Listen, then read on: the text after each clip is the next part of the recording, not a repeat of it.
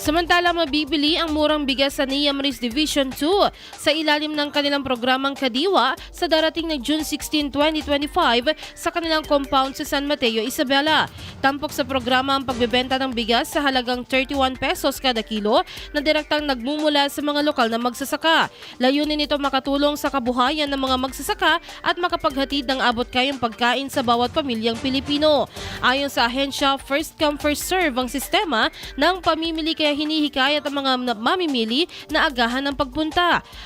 May limitadong dami lamang ng sako ng bigas na ibebenta at bawat mamimili ay pinapayuhang bumili lamang ng isang bag o kada kilo upang mabigyan ng pagkakataon ng mas marami.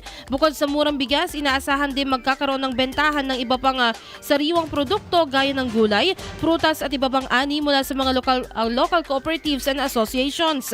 Ang mga produktong ito ay direktang manggagaling sa mga lokal na magsasaka kaya tiyak na bago at abot kaya rin sa presyo.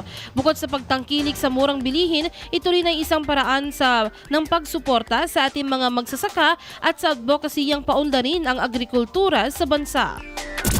IFM News.